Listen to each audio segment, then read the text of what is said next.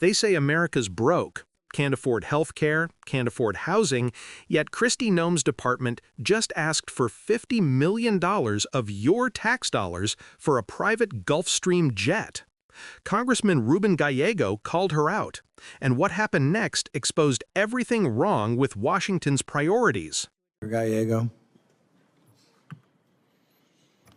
Thank you, Mr. Chair. Thank you, Secretary Noem, for attendance today. Let me start by also agreeing with Senator Moreno on some things, and I think it is positive the Trump administration has provided stronger border security to keep illegal border crossings as close to zero as possible. We definitely have seen that in Arizona.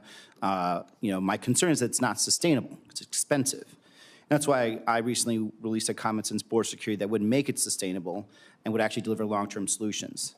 But let me get to my first question. Your department is overspending right now. It's on track to run out of money again by mid-July to support a mass deportation campaign that can't be afforded.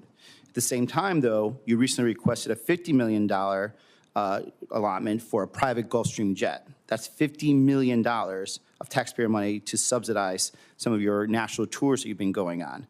Meanwhile, Republicans are about to kick another 13 million people off Medicaid to fund taxes for the rich on the backs of some working-class Americans. So how can you justify spending millions, 50 million, on a jet while your department is definitely overspending and Republicans in Congress are about to strip also health care from millions of Americans? Well, Senator, thank you for the question. We are spending our dollars appropriately and will be on budget. When your reference to the airframe that was the requested dollars were put in for, that's for the Coast Guard.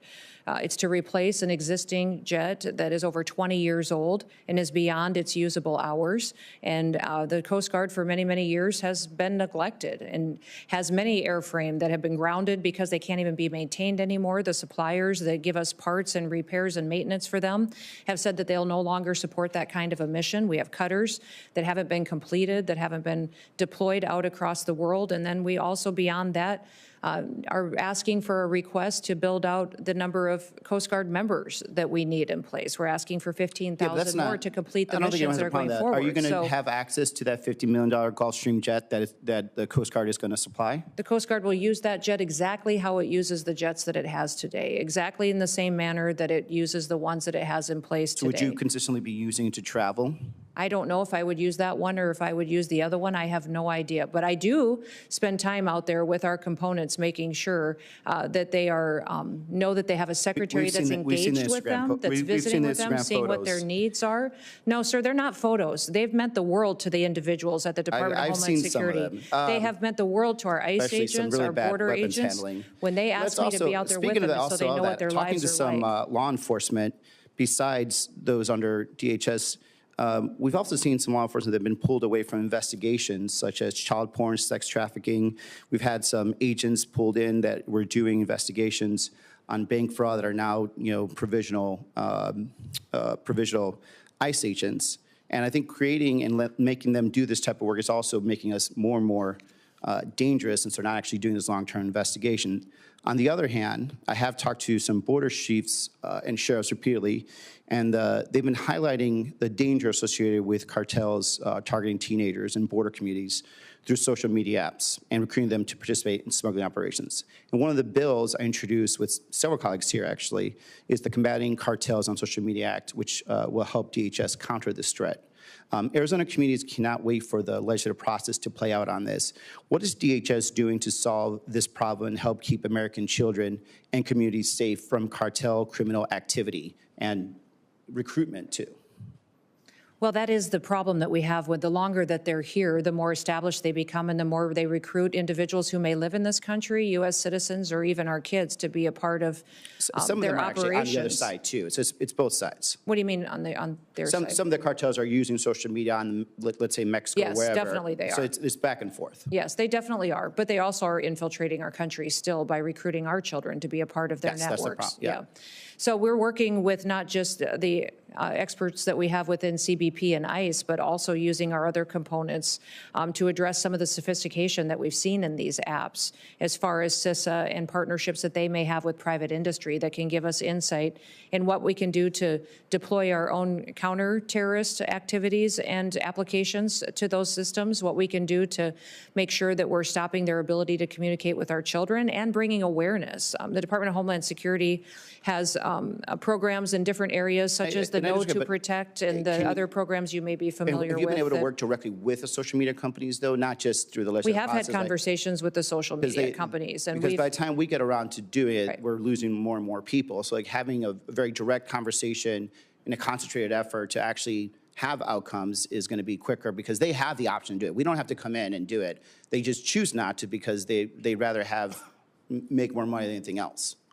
Well, that may be, but I found them very willing to come to the table. I've had myself spent dozens of hours with them, and my team has spent hundreds of hours visiting with them on what we can do to be much more proactive. So they've got some solutions that we can pursue. We'll be coming to you with some of those ideas, but I think it's important that we use their knowledge of this way of communication and recruitment to help protect our children. Get back. Senator Ernst. Thank you, Mr. Chair. Secretary. While millions of Americans are struggling to afford health care, losing Medicaid coverage, and being told there's no money for basic social programs, Kristi Noem's Department of Homeland Security somehow managed to find enough cash to request a $50 million Gulfstream jet. Think about that. Not a field vehicle for Border Patrol, not upgraded surveillance equipment, a luxury aircraft, the kind of plane corporate CEOs use to skip TSA lines and sip champagne at 30,000 feet. And Congressman Ruben Gallego wasn't about to let that slide. This exchange cuts deeper than a budget request. It lays bare the moral contradictions at the heart of American politics. We're told over and over again that this country is broke, that we can't afford universal health care or paid family leave, or to fix the water in Flint, or to provide housing for veterans. But the moment it's about a high-ranking official's convenience or prestige, suddenly the money appears out of thin air. It's a political magic trick that's been going on for decades.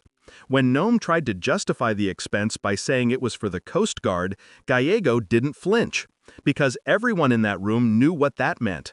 Another layer of bureaucratic cover for something that doesn't pass the smell test. And notice her language. She doesn't say the jet will be unavailable for her use. She says, "I don't know if I'll use that one or the other one." There it is. The quiet admission that this $50 million luxury aircraft isn't just about national defense, it's about access, status, and image. This is part of a broader pattern we see from so many in government. Austerity for the poor, luxury for the powerful. The same political class that pushes budget cuts for food stamps and Medicaid is the one writing checks for private planes and executive perks. It's the old playbook. Keep the working class struggling, convince them that scarcity is inevitable, then live lavishly off the taxes of the very people being told to tighten their belts. And what Gallego does here is expose that contradiction in real time. He's not just questioning the jet, he's questioning an entire mindset. Because if the federal government truly believed in fiscal responsibility, it would start by reining in waste and vanity at the top, not by stripping healthcare from children and the elderly. This is the hypocrisy of the so-called pro-life party that fights tooth and nail to cut health coverage but finds no issue pouring millions into self-serving luxury. Look closely at Noem's response when Gallego presses about social media cartels recruiting kids. She tries to pivot into talking points about safety, technology, and working with the private sector. But all of that is deflection. Because if you truly care about keeping communities safe, you fund prevention, education, and community resources, not private jets and PR tours. You invest in people, not prestige. This moment is bigger than one hearing. It's a snapshot of how power operates in Washington, how taxpayer money is constantly funneled upward, dressed up as security or efficiency, while working families get told to make do with less. And Gallego, whether intentionally or not, pulled back that curtain. There's something deeply human about this exchange, too. Gallego isn't speaking as a career bureaucrat, he's speaking as someone from Arizona, a border state that actually bears the brunt of these policies. He knows what overspending and mismanagement look like on the ground. When he asks Noem how she can justify this jet while her department runs out of funds by mid-year, it's not just a budget question, it's a moral one. That's what we need to start asking more often. What kind of government are we building? One that prioritizes optics, or one that actually solves problems? Because when politicians preach about sacrifice while boarding Gulfstreams, it tells you exactly who's expected the sacrifice and who isn't. And that's why hearings like this matter. They're not just about exposing a single act of hypocrisy, they're about teaching the public to look past the talking points, to ask who benefits and who pays the price every single time. Because until that becomes second nature, the cycle of austerity and excess will keep repeating itself. So next time you hear a politician talk about cutting wasteful spending, remember this exchange. Remember the $50 million jet.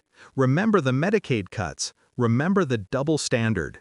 And ask yourself whose comfort is being protected and whose needs are being ignored. If we don't demand accountability, if we don't keep our eyes open to the contradictions, nothing changes. But when moments like this get exposed, when the curtain gets pulled back, it gives us a chance to push for something better. That's the purpose of these hearings, and that's why we keep shining a light on them. Because awareness isn't enough. It's what we do with it that counts. So if you value this kind of deep, unapologetic analysis, the kind that digs beneath the headlines and exposes the truth behind power, make sure you like this video, subscribe to Left Lens, and turn on notifications so you never miss when we break down what's really happening in Washington. Because holding power accountable starts with understanding how it works. And that's what we're here to do.